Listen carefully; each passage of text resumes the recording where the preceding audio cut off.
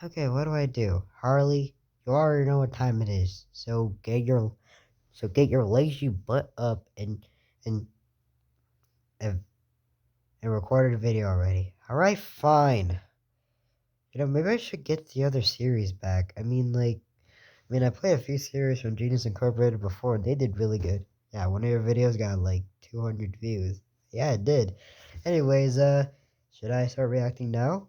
Yes. Yes, you should. Okay, then.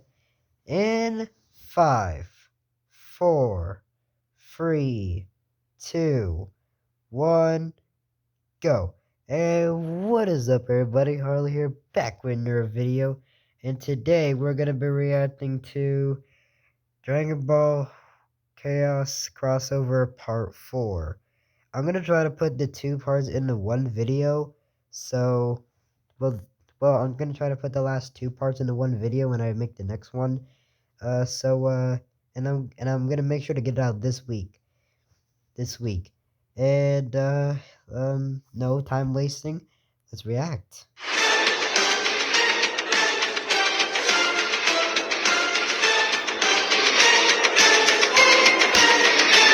Ginyu tells the group that they'll be taking these Dragon Balls now. As with them, Lord Frieza can finally wish for immortality. He says that he'll take on the big robot guy, but the team says he took the strong guys last time, so to try and let them do something. Ginyu allows the others to play rock, paper, scissors for who gets to fight, with Banyu sighing that all these guys are idiots. Banyu is a Ginyu Force member who really didn't want to be a part of the Force, since she really hates all the stupid poses that they do. She looks like she would be Jace's brother. But he was either leaving. Why did I say brother? Wait, why did I say the brother, bro? I meant she looks like she could be Jace's sister. Them and get killed by the overwhelming new ultimate power of Black Doom.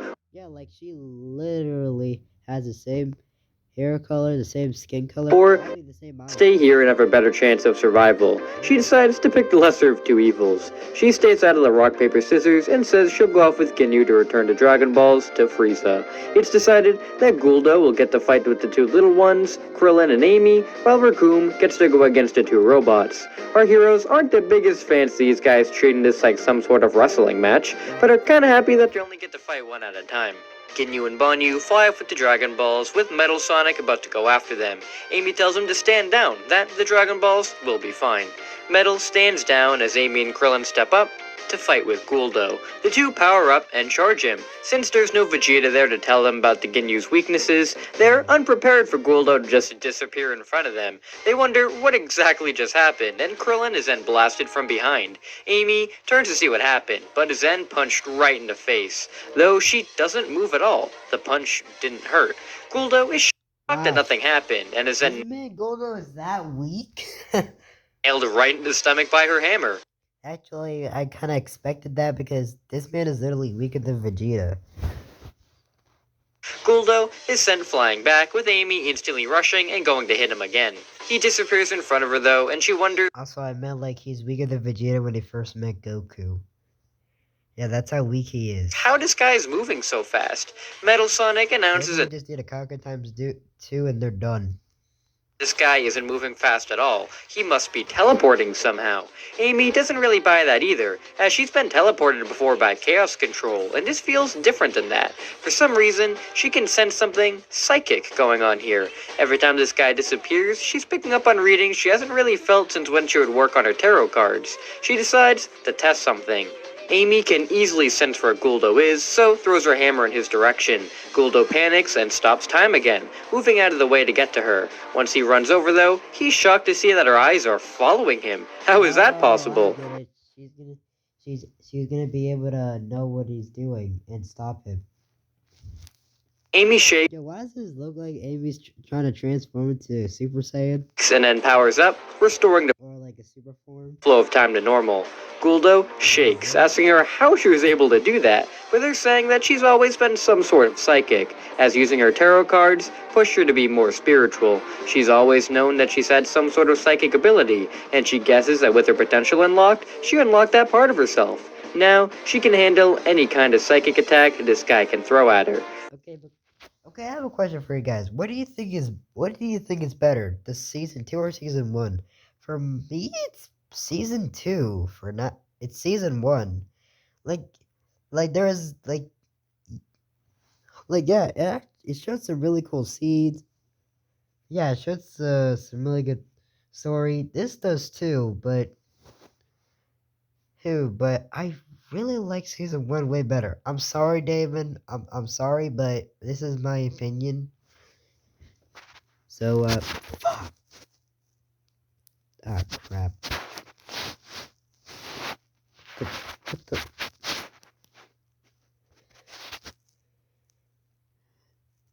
Am I still recording? Okay, good. I thought the freaking video turned off. Okay. Wait, am I actually still recording? Okay. Guldo isn't going to let his abilities be shown up like this, so he uses his own telekinesis to freeze Amy in place. Amy is frozen solid, not able to move. As I've been thinking of watching Sonic X.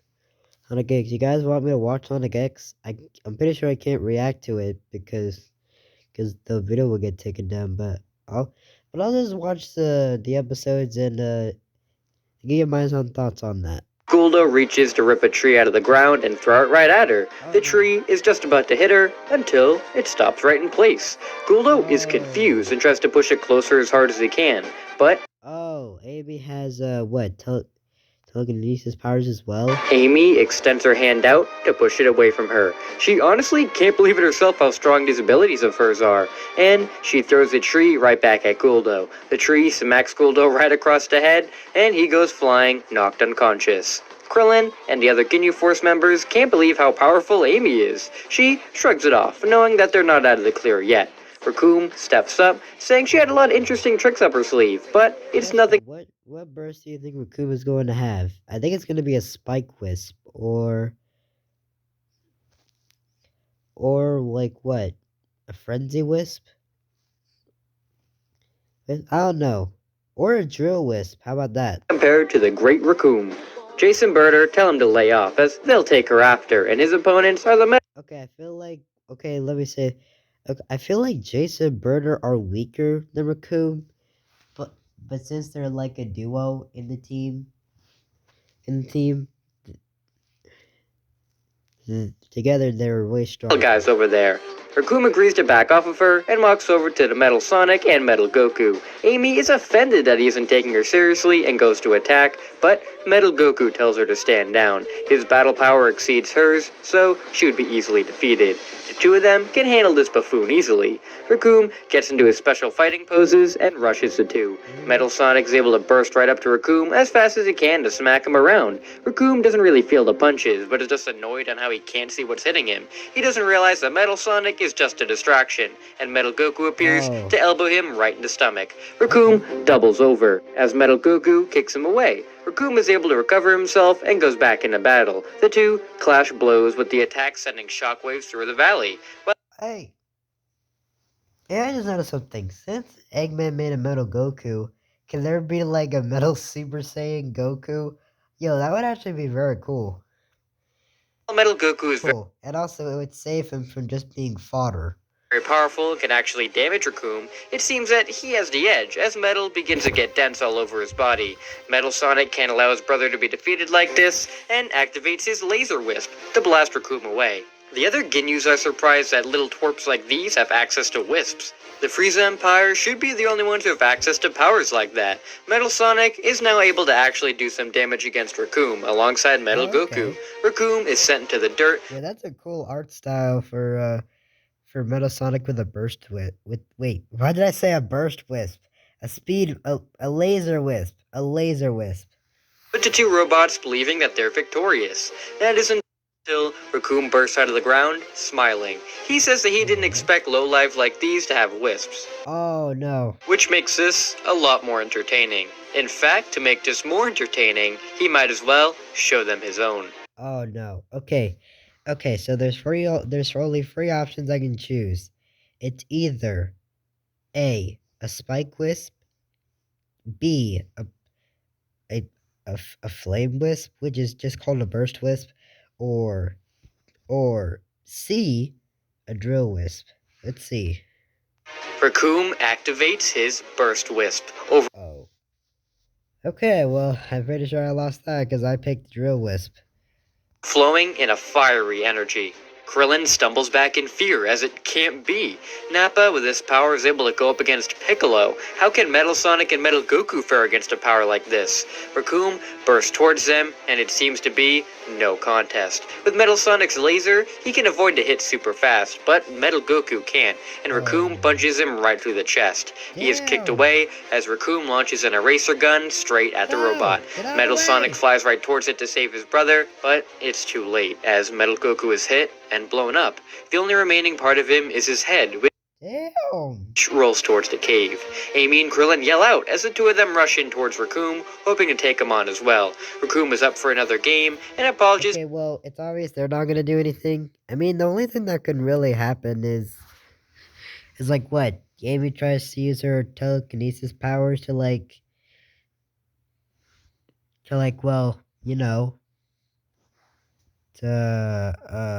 like freeze them in place.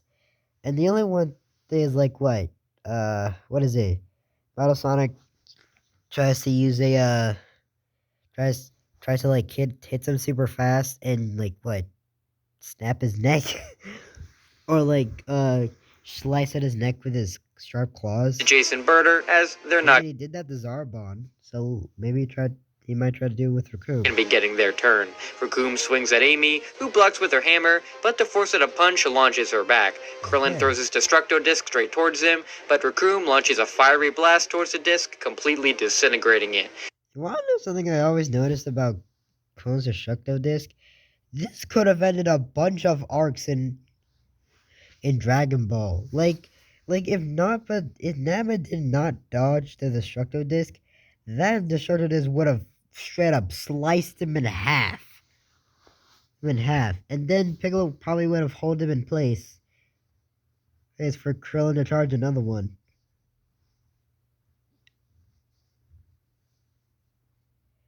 With his signature attack not working, Krillin fires a Kamehameha, but it hits Raccoon dead on and does nothing. Of course it doesn't. Raccoon then appears in front of Krillin, and with one swift kick, Krillin goes flying back and crashes right into the ground, with all of his bones broken. With one kick? Oh nah, bro. What is your power level? Metal Sonic comes back in to try and do something, but the power increase at a burst is too much for him. I mean, he can dodge it, he just can't match the power. With his own Wisp power-up, and he is punched right out of his laser and towards the cave as well, not holding together very well. Amy swings her hammer to throw a tornado right at Raccoon, which actually works a little, as it almost blows the flames off of him. It almost blows the flames off of him. Yeah, maybe she should do that. The tornado isn't powerful enough, though, and just annoys him. Amy is able to block his strikes with her hammer, but not for long, as she, too, is knocked aside. Raccoon stands over her, ready to stomp right on her head, until he's kicked right inside of his head. Nail lands and swings around for a roundhouse kick across the head. Nail helps Amy up, saying he's risking a lot by being here to help them, but if they die, then their planet dies too, and he won't allow that to happen. Thankfully, the Grand Elder's in direct communication with Nail telepathically, so he'll alert him if anything else is wrong. Raccoon sits up, telling Nail that was a good shot, and he didn't expect a Namekian to be that powerful. Nail... Is Raccoon back in his base form, or is he still in his burst form? Goes back into attack, but Raccoon fires yet another eraser gun, point blank. Nail throws Amy out of the way and takes the full blunt of the attack. Amy yells out no and throws her hammer right at Raccoon's mouth. The hammer hits the side of his face, throwing him off enough to stop the attack. Nail lays helpless on the ground with half of his body gone. It's a horrific sight, and one that distracts Amy enough for Raccoon to kick her away as well. Raccoon lifts up Nail's... No resistance? You're no different from the Namekians we slaughtered. But what? When did this happen? This is non-canon, isn't it? Actually, yeah, this should be non-canon. Or is this like, when they were both, like, they both died and they were in the underworld? Actually, no, because... like, they don't have halos on their head. Body, saying that he may be powerful, but not durable. Nail then opens his eyes and fires his laser eyes right through Raccoon's chest. He drops Nail as he reels in pain over the two holes in his chest. Nail uses his regeneration to regrow the other half of his body, and then fires his Mystic Flasher attack right at Raccoon, knocking him down, badly injured. Nail then flies above him and stomps directly on his chest as hard as he can, crushing Raccoon's ribs and pretty much killing him. Jason and Birder look on wondering how Raccoon could be taken out by just a little Namekian. He shouldn't have let his guard down like that. I feel like... Okay, now I think there's only one thing I can say. It's either a drill wisp or what? A burst...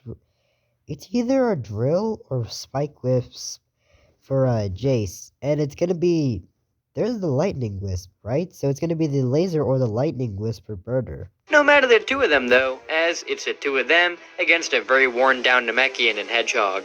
Nail tells Guru then communicates with Nail that there are more alien threats making their way to the planet now. Amy can sense it too. The power feels gigantic. Jason and Birder know exactly who it is and tell the others that this isn't the end, and they'll come back for them later. The two fly off, with Nail and Amy worried that these two were so scared by these powers. Krillin walks up next to them saying he can sense it too. Amy hugs Krillin, saying she thought he was dead. How's he on his feet?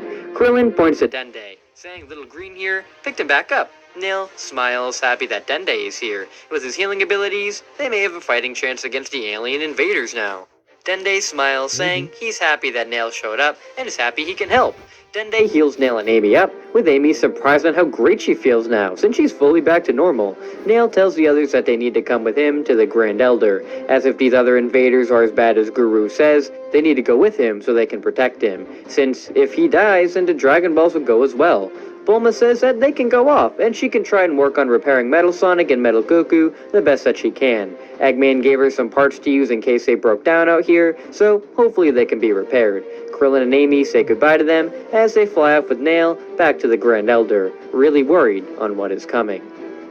Jason and Birder make it back to Frieza's ship, where they find Frieza, Ginyu, and Banyu trying to find a way to use the Dragon Balls. Jason and Birder tell the group that they can detect the Black Arms making their way to Namek. The others can't believe it, with Frieza cursing that they can't use the Dragon Balls for some reason, and they need to find a way to activate them so he can defeat that troublesome Black Doom and his new ultimate life form. Jason and Birder say there was a Namekian that joined the fight with the group they took the Dragon Balls from, so he might know how to activate them. Perfect, Frieza thinks, as now all hope isn't lost. Frieza tells the Ginyus to hold off the Black Arms long enough for him to activate these Dragon Balls, and once he does, they'll be nothing to his might. Frieza pinpoints Nail on his scouter to go after him. The Ginyus fly over to see the Black Comet hovering in the air, and countless Black Arms flooding out of it. Ginyu tells his men that they've had to fight these guys before, so they can do it again. They'll do their best to hold them off for Lord Frieza, so to activate their powers. Jace unleashes his Drill Wisp as Birder activates the Lightning Wisp. Banyu activates her Crimson Eagle, with Ginyu bursting into his own Frenzy. The Ginyu force all get into their poses and rush towards the Black Arms. Yo, I just realized something with Jace's Drill Wisp. Yeah, he like kicks his opponents, right? So it's gonna be like a drill kick. Okay. Shadow the Hedgehog walks over to Eclipse, asking if he's okay. Eclipse tells Shadow that he's really happy to see him, as these guys were a lot stronger than he thought. Shadow eyes down Sonic and Goku. For some reason, deep inside himself, he feels a sense of familiarity, but can't put his finger on it. Sonic goes up to Shadow, saying he can't believe it's him. He looked for him for years, and all this... Wait, I just noticed something. Can Sonic fly? Because, like, they're battling in space, so they have to, like, be able to fly, right? Right? Unless Sonic is just jumping through boulders. Or, wait, no, he's jumping through, little meteors to get to him. Time he was up here in space, he's really happy to see him again. Sonic goes in for a fist bump, with Shadow punching him away. Sonic asks what's the matter with him. He thought he'd change on the Ark. He saved them all from its destruction, so why is he back to being a jerk? Shadow genuinely has no idea what this fake hedgehog is talking about. He's never met him before in his life, so to stop confusing him, Goku appears in front of him, eyeing him down. Could it be? Goku lunges in to attack, with Shadow blocking the blow really easily. Goku quickly sneaks his hand on top of Shadow's head and looks into his mind. He sees multiple images of a dazed and confused Shadow floating out in space, surrounded by the Chaos Emeralds, and him being picked up by Black Doom. Black Doom connected him to the Black Arm's hive mind somehow. The Chaos Emeralds were with Shadow the whole time. Now, and with the I Chaos wonder why they couldn't wish him back. Emeralds in his hands, they've gone on to destroy so much life throughout the universe. Shadow punches Goku away, telling him not to do that again. Goku wonders how is it possible that Shadow can be working for these guys? Wasn't he just an android? He's not an alien. Eggman speaks I up. mean, he is. Because he's like half a black arm. He's half a black arm and half a hedgehog. Saying he never expected Shadow to be related to these black arms. Sonic asks him what he means. Oh yeah, cause who is it? Gerald Robot. Wait, no. Who is? Okay. Eggman telling him that he did some research on the ultimate life form after the incident on the space colony Ark. He found out that his grandfather didn't work alone up there on Shadow. Yeah, Black Doom helped him. That he had some help from a malicious alien life form. He didn't know the alien's name, but in his grandfather's notes, he said that this alien was extremely dangerous, but was able to provide Shadow with his DNA to help him be completed. Meaning, in a way, Shadow is a member of the Black Arms. Black Death is surprised that these Earthlings know Shadow, and says that'll make this so much more interesting. They need to find a way to bring Shadow back to them, but Shadow isn't Can we just see Black Death die already? having it. He only listens to Black Death and the Black Arms now. Goku and Sonic stand together and transform, saying they're a lot stronger than the last time they fought against him. Together, they can return his memories and bring him back. Shadow summons his chaos energy, ready to exterminate a few more life forms for the Black Arms to feed off of. Goku and Sonic appear. Yo, this is the intro to the freaking This is the thumbnail to the episode, and this looks freaking cool. This looks very cool. It's an Akari Goku and a Kaioken Sonic versus Shadow. That looks awesome, bro. For whoever made this for David to use, props to you, man. Chaos energy, ready to exterminate a few more life forms for the Black Arms to feed off of. Goku and Sonic appear right in front of Shadow. Wait, did you just say to Ready? feed off of or to beat off of? To bring him back. Okay, I'm pretty sure just that little music there just got me a copyright claim.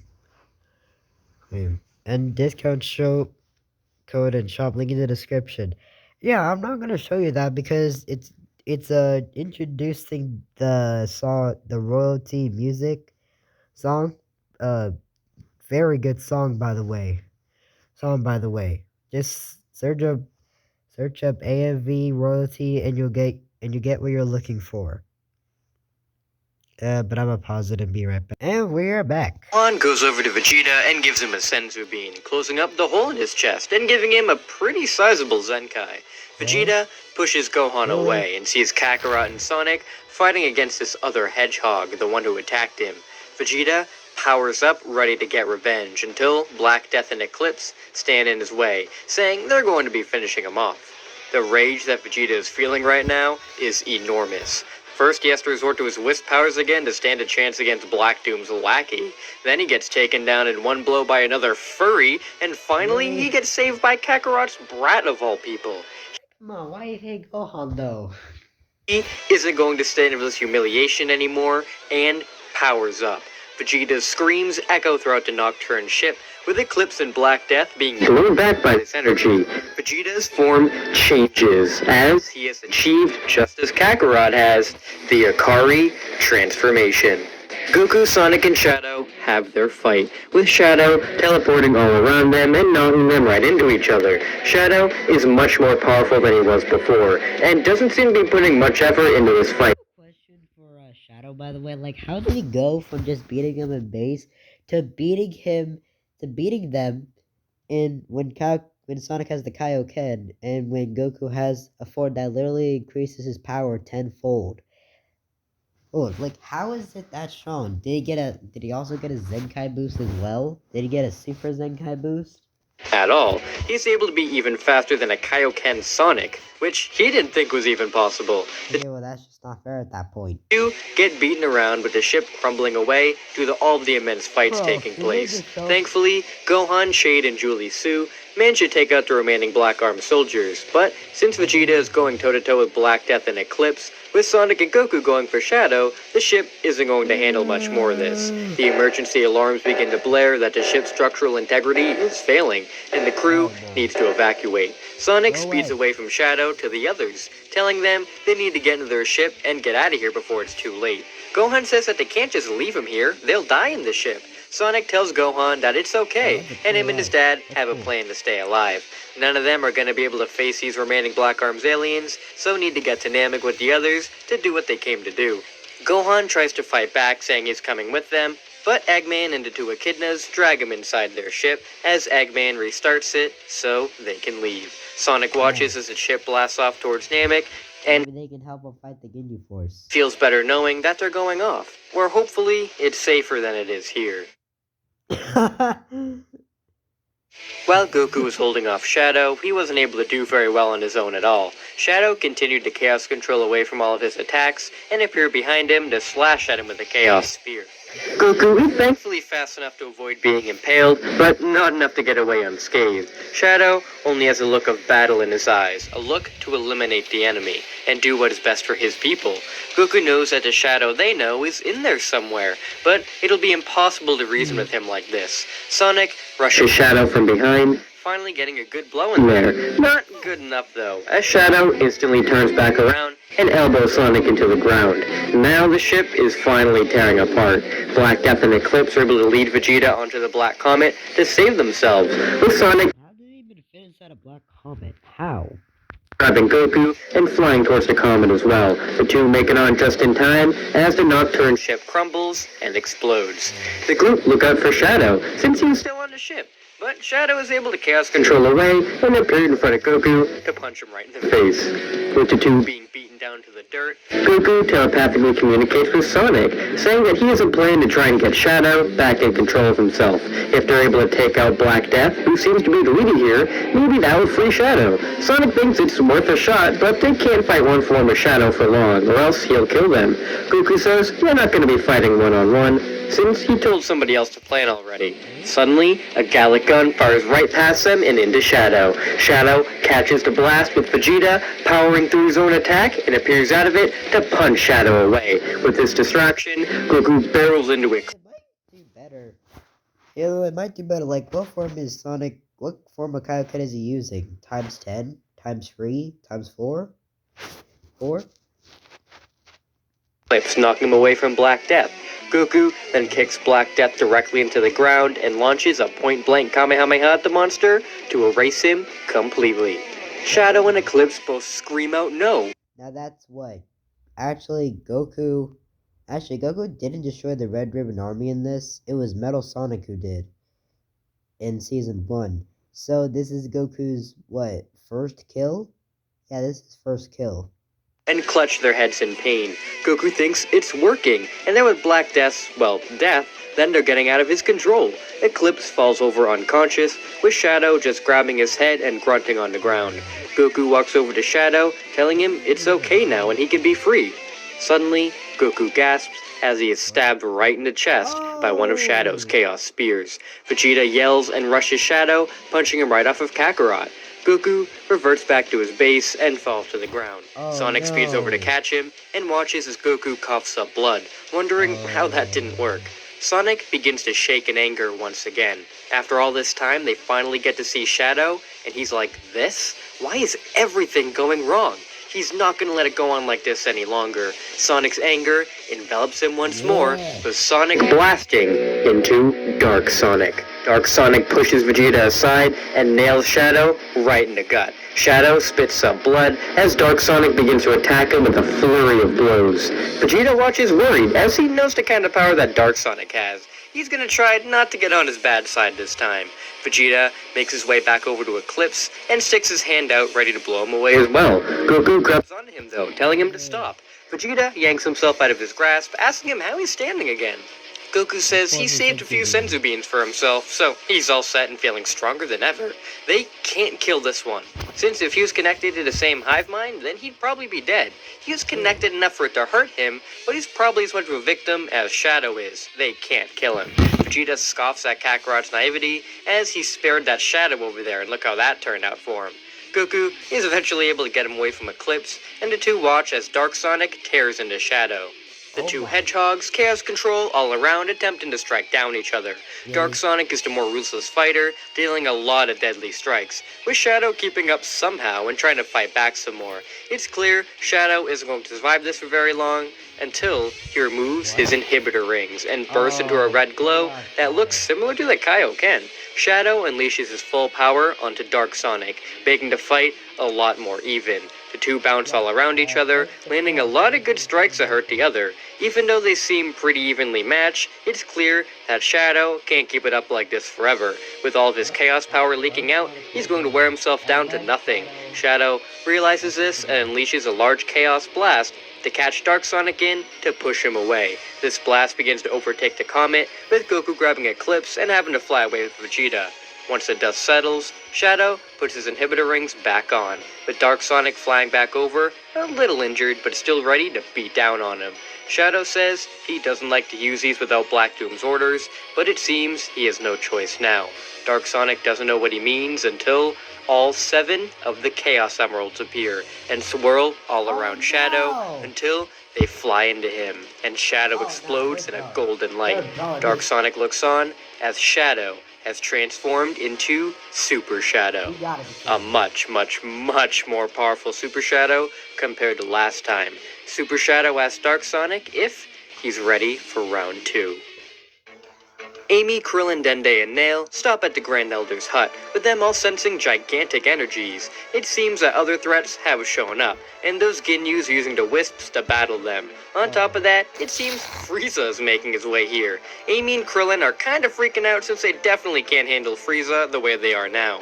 Guru indeed confirms that this may be the end of Namek. The alien invaders known as the Black Arms have arrived on the planet, and with Frieza coming here, it seems he doesn't have much time left. He puts his hand on Krillin's head and unlocks his hidden potential, giving him a pretty sizable boost. He also gives Dende a boost too, and says that Nail will distract Frieza the best he can, and that these 3 should go off back to Frieza's ship and take the Dragon Balls back, since the others are distracted. With this, they can revive their friends and keep the Dragon Balls out of everybody's hands. The 3 wish them all luck and promise that they'll try their hardest. They all lower their ki so Frieza can't detect them, and once he arrives at the Grand Elders, Nail is able to lure him off to fight.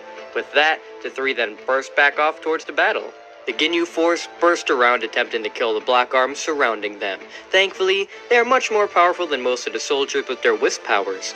Birder is able to fly around with his super speedy lightning form and electrocute a bunch of them out of existence. Jace is able to drill through countless soldiers, with Banyu scooping up a bunch with her wings and throwing them straight at Ginyu, with him attacking them with his frenzy. Black Doom watches from above, realizing that with these wisps, the Ginyu force can easily keep this up and wipe out all the Black Arms. He needs to deploy more of his troops. Black Doom sends down the Black Bulls to attack, with them knocking Banyu right out of the air. Jace comes in to save her by drilling through one of them, but he's then bombarded by plenty more Black Bulls from all around. Their fire breath begins to burn him and knocks him out of his wisp form. Birder rushes in and electrocutes the remaining Black Bulls all around him, but it's too late. Jace has been burned to a crisp. Birder explodes in rage due to the death of his best friend, and rushes all around to eliminate the Black Bulls as fast as he can. Ginyu and Banyu hold off the other Black Arm soldiers as Birder goes after the Black Bulls. But Ginyu doesn't know how much longer he can hold out. Arrive to see the carnage all around them. The Ginyus are holding off the Black Arms as best as they can, but there seems to be too many of them. Ginyu then unleashes his Spike Wisp and stabs all the soldiers all around, as he then moves in to help Birder against the Black Bulls. Banyu is left alone to handle the other soldiers, and while she is able to do a bit on her own, the soldiers pile towards her in too many hordes, eventually knocking her out of her Wisp form. Right as she is about to be overrun, a giant blast knocks them away. with Shade and Julie Sue appearing around her, shooting the others away. Amy and Krillin are shocked to see other Echidnas here, and more shocked to see Gohan flying right alongside them and battling the Black Arms as well. Banyu says it's about time they showed up, and asks where the rest of the Nocturnes are. Shade says that she's looking at the last ones, no thanks to these guys. Thankfully, with Shade, Julie Sue, and Gohan helping the Ginyus, the soldiers are pretty much all defeated. This hurts Black Doom, as on top of his soldiers pretty much dying off, he can also feel a connection severed with the passing of Black Death. This is not a good day. And now he's finally going to be stepping in. He may not have Shadow here with him, but he'll be more. Oh, I'm back. What? Oh. Arms have arrived. Goes after the Black Doom, flies down from the Black Comet, landing in front of everybody. The Ginyus huddle together and thank the Nocturne, steps up, saying the Ginyus will never fall to the likes of him, and they'll defeat him for the Frieza Empire. The Ginyus get into their poses, with Black Doom irritated and attacking them. This is just what Ginyu wanted, however, and launches his Change Beam straight at Black Doom. Black Doom expected this, and the Black Eye flies out and takes a Change Blast head on. The Black Eye then looks around confused and looks up at Black Doom in horror. Black Doom crushes the eye in his hand as Ginyu, or now the Black Eye in Ginyu's body, walks over to Black Doom ready to fight for him. The others curse as Gohan asks what just happened.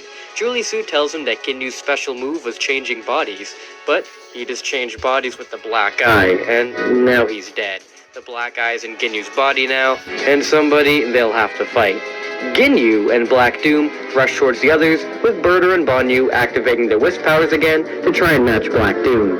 Banyu is able to smack him in the face with one of her wings, while Burter blasts him with some lightning. Ginyu attacks the others, with Julie Sue, Shade, and Gohan doing a pretty good job holding him off. Thankfully, the Black Eye doesn't know how to control Ginyu's body, so it isn't doing a very good job at fighting. Gohan is able to smack Ginyu right into the other two, with them blasting all around him. Ginyu falls to the ground as Shade pounces right on top of him and unleashes a blast point blank, killing him. They turn to go and help the others, but look in horror as Black Doom is holding the lifeless bodies of Banyu and Burter in his hands, and throws them off to the side. He doesn't have a single scratch on him. He wasn't kidding about his power. He rushes after them until he is suddenly stopped in place. Amy does her best to use her telekinesis to hold him off, but he's breaking out fast. Krillin jumps in front of him and unleashes a solar flare to blind him. Black Doom roars in pain as Krillin tells the others to run. The group quickly get out of there and fly as fast as they can behind some mountains. Gohan gives Amy and Krillin a hug, happy to see them. Julie Sue tells him to be quiet, as he's definitely listening for them.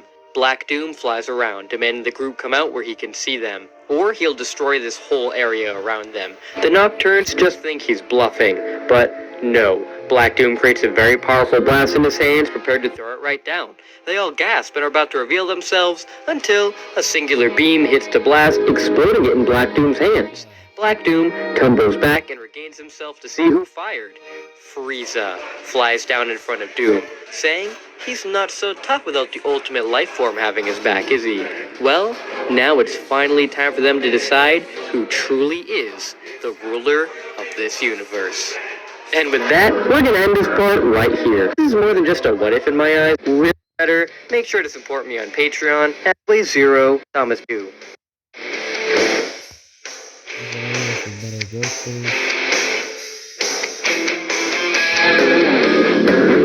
He's nice. Anyways, that is it for this video, everyone. I'll see you all next time. Bye. Bye.